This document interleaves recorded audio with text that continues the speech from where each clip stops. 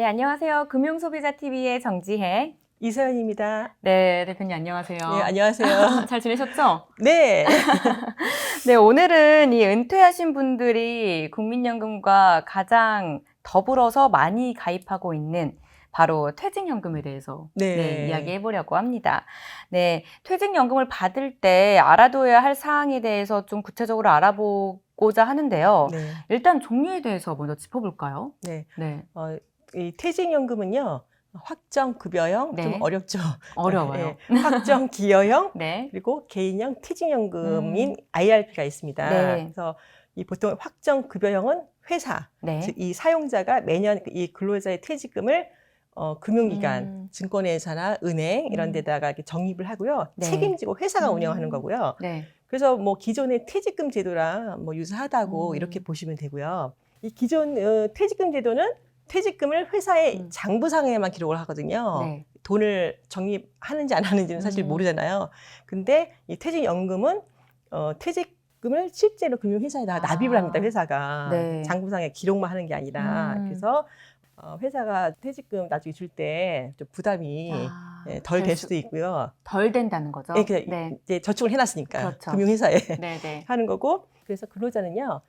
회사가 퇴직금을 어떻게 운영하는지 상관없이 예상 가능한 수준의 퇴직금을 수령을 할 수가 있고요. 네. 그다음에 이제 확정급여형이랑 다른 건 또 확정기여형이 있습니다. 근데 이 확정기여형은 사용자 그 회사에서 납입할 부담금이 딱 정해져 있어요.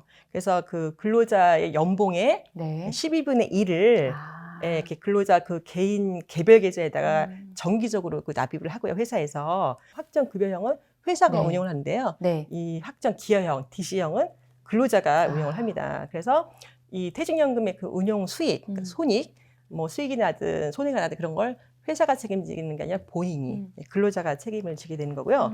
그다음에 또 세 번째는 개인형 퇴직연금 계좌인 IRP 계좌가 있는데요. 이 IRP 계좌는 회사 퇴직 시에 네. 퇴직금을 이렇게 현금으로도 수령할 수 있지만 요즘은 보통 다 IRP 계좌에 다 넣어줍니다. 강제로. 네. 저번 시간에 말씀하셨던 거죠? 네네네. 네. 그래서 이 55세 이전에 퇴직하신 분들은 회사에서 강제로 그 IRP 계좌에 퇴직금을 이체하고요. 근데 이 55세가 넘으신 분들은요, 네. IRP에 안 넣고 현금으로 본인이 직접 이렇게 수령하실 수가 있어요.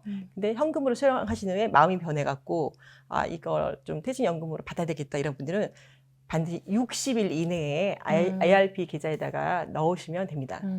그러면 이렇게 퇴직금을 퇴직연금 계좌에 넣으면 네네. 언제부터 이제 받을 수가 있는 건가요? 네, 그래서 이 퇴직금을 연금으로 받으시려면요, IRP 계좌, 개인 퇴직연금 계좌, 그거나 아니면 우리 보통 지금 세액 공제받는 연금 저축 계좌 있잖아요. 네. 그 둘 중에 하나의 연금 계좌로 이체를 하면 되시고요. 그리고 그 이체된 퇴직금은 55세 이후에 연금으로 수령하실 수 있습니다. 네, 그럼 55세 이후에 연금으로 받을 수 있다. 이런 네네. 말씀이신데 네. 퇴직 후에 목돈이 필요한 분들도 계실 텐데 네. 그렇다면 이 퇴직금을 IRP 계좌에 넣지 않아도 되는 건가요? 그렇죠. 왜냐하면 이 IRP 계좌에 퇴직금을 넣으면 네. 어떤 혜택이 있는 건지 이걸 아시면 둘 중에 하나를 선택하는 데도 좀 도움이 되실 것 같거든요. 네, 그렇죠. 퇴직을 하시면 또 목돈이 또 많이 필요하시잖아요. 그러니까요. 자녀들 뭐 결혼이나 맞아요. 뭐 이런 것들이 네. 있어서. 그래서 뭐 IRP에다가 안 넣으셔도 되는데요. 네. 근데 이제 그 퇴직 계좌에다 넣으라고 이제 정부에서 장려를 하기 때문에 좀 많은 혜택을 주고 있어요. 네. 그래서 대표적인 게 이제 세제 혜택을 주는데요. 퇴직금을 한꺼번에 수령을 하시면 퇴직소득세를 내시게 돼요. 그래서 네. 퇴직소득세는 이제 그분의 어떤 연봉에 따라서 월급을 많이 받으시는 분들은 세율을 많이 내거든요. 그래서 보통 우리 종합소득세율이 6%에서 38%까지 이렇게 구간별로 나누어져 있는데요. 네. 퇴직소득세도 종합소득세율과 같은 6%에서 38%까지 차등 적용되고요. 근데 이 퇴직금을 받으셔서 IRP 계좌에 넣으시면 퇴직소를 납부하지 않아도 됩니다. 그래서 네. 나중에 퇴직금 현금을 받으셨을 때 퇴직소득세를 내시잖아요. 그럼 그거를 다시 환급해 줍니다. 그래서 그 IRP 계좌에 다시 그 냈던 세금을 다시 다 넣어주고요. 그래서 세금을 안 내도 되기 때문에 뭐 전문용어로 과세 이연이라고 하는데요. 세금 내는 걸 미루는 거죠. 네. 예, 당장 내는 게 아니라 과세 이연되고, 그래서 나중에 이 연금으로 이것을 수령하게 되면 세율이 3.3%밖에 안 되거든요. 그러니까 퇴직소득세율로 한꺼번에 목돈으로 받으면 최고 38%까지 내시던 거를 차이가 엄청나네요. 엄청 크죠. 네. 그래서 연금으로 받으면 3.3%밖에 안 되기 때문에 그래서 연금으로 좀 받으시는 게 좋고요. 그래서 우리나라 그 근로자의 재직 기간이 평균 5년 6개월이라고 합니다. 네. 그래서 이직을 많이 하시거든요. 한 3-4번 이렇게. 네. 그래서 이직할 때마다 받은 퇴직금을 다 다른 용도로 써버리고 나면 노후 준비가 좀 많이 힘들어지잖아요. 그래서 세제 혜택을 주어서 IRP 계좌나 연금 저축을 이체하도록 정부에서 유도를 하고 있습니다. 사실 그 젊은 사이에서 퇴직금 탕진이라고 해서 네. 퇴직금으로 뭐 여행 가자 막 네, 이렇게 네. 많이 계획을 하잖아요. 그렇죠. 네. 이 지금 방금 말씀해 주신 거 보니까 조금 네. 뭔가 생각을 다시 해봐야겠다라는 생각도 드는데요. 네, 그거를 이제 꽃감 빼먹듯이 이렇게 빼서 쓸 게 그러니까 아니라 야금야금 없어지니까. 네, 그냥 IRP 계좌에 딱 묻어두고 없는 돈이다 생각하시고. 네, 맞아요. 이런 퇴직금을 타면서 이렇게 목돈이 필요한 곳에 일부 사용하고 그러면 네. 일부만 IRP에 이렇게 배치하겠다. 예. 이렇게 해도 될까요? 그러면? 네, 일부만 IRP에 예치할 수 있습니다. 그래서 대신 이 퇴직금을 수령한 네. 날부터 60일 내내 아까 말씀드렸지만 그 IRP 계좌나 연금 저축 계좌에 좀 입금을 하실 수도 있고요. 근데 대신 이제 반만 입금했잖아요.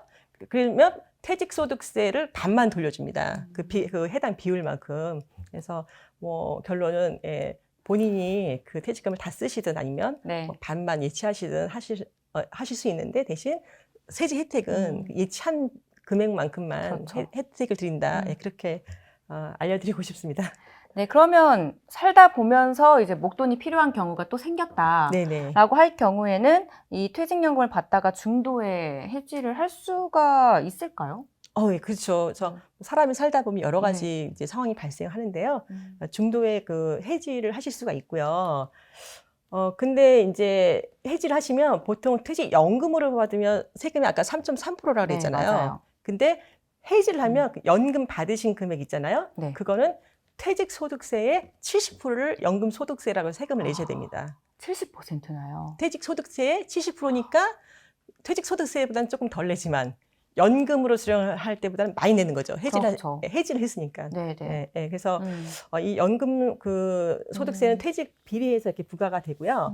근데 그 해지했을 때 남아있는 그 네. 퇴직금 있잖아요. 네네. 남아있는 퇴직금은 해지를 하게 되면 안탄 금액은 퇴직소득세를 내야 됩니다. 그러니까는 그 연금으로 수령한 거는 연금소득세, 네. 남아있는 거는 퇴직소득세를 내서 다 중간에 해지해서 찾으실 수가 있습니다. 네. 그런데 여기서 한 가지 좀 짚어볼 점이요. 이 퇴직연금을 많이 받으면 네. 건강보험료가 네. 늘어날 것 같다라는 생각이 들어요. 네, 혹시 이런 거에도 영향을 미칠까요? 네. 그 소득에 비례해서 이 건강보험료가 많이 부과가 되잖아요. 네. 그래서 이제 그런 걸 많이 걱정을 좀 하실 텐데요. 특히 직장인이나 이런 지역 가입자분들은 이 소득하고 재산을 고려해서 건강보험료를 한출할 때 이 연금소득도 사실 포함이 되긴 하거든요. 네. 근데 이 퇴직연금은 사실 걱정하실 별로 필요가 없고요. 아. 그 건강보험공단에서는 이 국민연금, 뭐 공무원연금, 이런 사학연금, 이런 공적연금만 이렇게 그 부과를 하고 있고요. 퇴직연금은 건강보험료의 그 부과 대상이 아닙니다. 네. 네. 그러면 이 퇴직연금이 이 퇴직금이라는 목돈을 예치한 후에 네. 은퇴하신 분들이 연금으로 수령하는 건데요. 네네네. 맞죠? 네. 그러면 퇴직연금을 1년에 얼마나 연금으로 수령을 받을 수 있을까요? 네.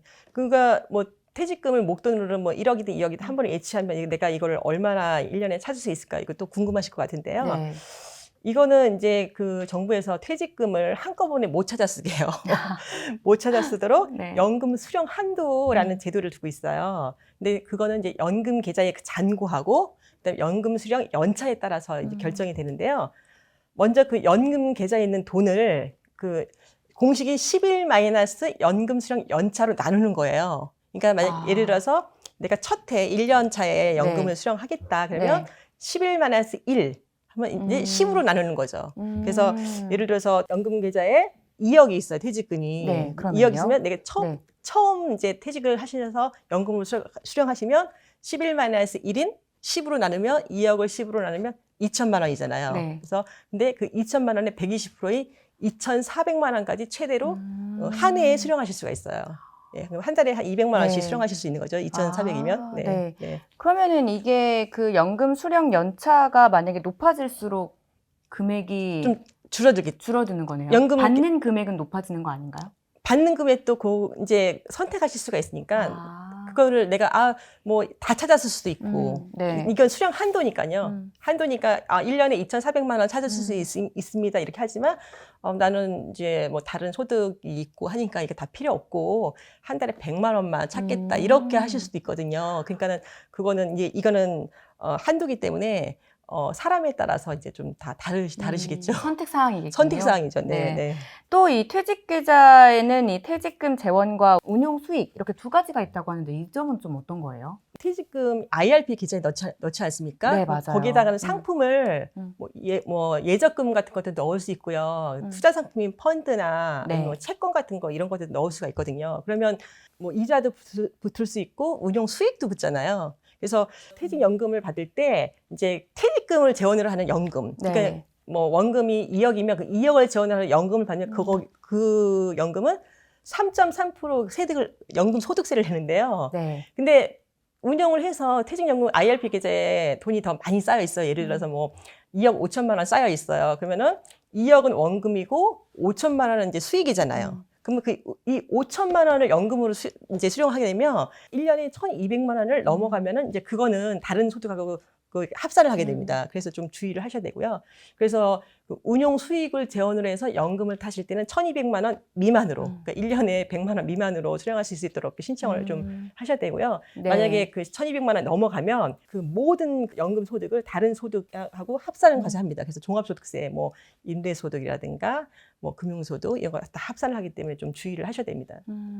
네, 그러면 이 퇴직연금은 언제부터 수령할지에 대한 결정도 이제 본인이 할 수가 있는 거죠. 그렇죠. 네. 네. 그리고 이제 은퇴 후에 퇴직연금 수령 시기를 어떻게 결정하면 좋을지 이걸 알려주시면 좀 소비자들이 보시기에 선택하는 게 좀 도움이 되지 않을까요? 네, 퇴직연금을 내가 뭐 바로 이렇게 55세에 수령하실 수도 있겠지만 한번 가지고 계신 금융상품이나 이런 네. 공적연금을 좀 검토해 보시는 게 좋을 것 같아요. 그래서 국민연금, 그다음에 뭐 개인연금, 그다음에 연금저축 이런 것들이 이제 연금을 언제 탈 것인지 한번 좀 고려를 해보고요. 특히 그 우선순위로는 이제 국민연금의 수령 시기를 일단 파악을 해보고요. 네. 왜냐하면은 국민연금 지난번에 얘기했지만 65세 이후에 이제 타실 수 있잖아요. 그렇기 때문에 국민연금을 수령하기까지 그 소득 공백 기간이 있으면 그러니까요. 예를 들어서 55세에 은퇴를 하시면 한 10년 공백 기간이 있으니까 그 안에 이제 그런 그 소득을 이어주는 징검다리 역할로 이 퇴직연금을 좀 활용하실 수가 있고요. 그리고 이제 이 연금 수령 이 순서도 좀 중요해요. 순서요? 네네. 네. 그래서 퇴직연금을 내가 먼저 수령할지 아니면은 그 개인적으로 가입하고 계신 개인연금을 수령할지 아니면 연금저축 세액공제 이제 해주는 보통 연금저축을 먼저 수령할지 이런 것들을 좀 고려를 해야 되는데요. 퇴직연금은 연금 수령 시기랑 상관없이 3.3% 이제 똑같은 세율이 적용이 되는데요. 네. 연금저축은 나이에 따라서 이 연금 소득세율이 다 달라요. 그래서 55세에서 69세이면 5.5%의 연금 소득세를 내고요. 70세에서 79세이면 4.4%, 네. 그다음에 80세 이상이면 3.3%의 그 세율을 적용합니다. 그래서 이 퇴직급여에서 먼저 연금을 수령하고 3.3% 수령하고 나중에는 연금 저축에 그 가입하신 연금을 타시는 것이 더 유리합니다. 네. 네. 오늘 이렇게 다양한 방법을 이제 또 말씀을 해주셨는데 네. 사실 개인이 조금 선택을 하기에는 너무 선택할 사항이 많아서 그쵸. 네, 조금은 좀 전문가의 도움이 필요할 수도 있겠다라는 생각이 들어요. 네네네. 그래서 네. 한번 그 라이프 사이클이라고 하잖아요. 그래서 네. 본인 나이랑 가족 나이 이런 것들을 한번 A4지에다가 한번 쭉 그려보시고 네. 그다음에 언제부터 뭐 무엇을 탈 것인지 한번 이렇게 적어보시면은 아마 조금 정리하시는 데 도움이 많이 되실 겁니다. 네, 또 이 금융소비자 TV를 꼼꼼히 챙겨보는 것도 도움이 되지 않을까요? 그럼요. 네. 네, 이렇게 좋은 소식들 많이 전달해 드릴 테니까요. 좋아요, 구독 많이 눌러주세요. 좋아요, 구독 해주세요. 좋아요, 구독. 네, 그럼 또 다음 시간에 뵙겠습니다. 네, 감사합니다. 네, 고맙습니다.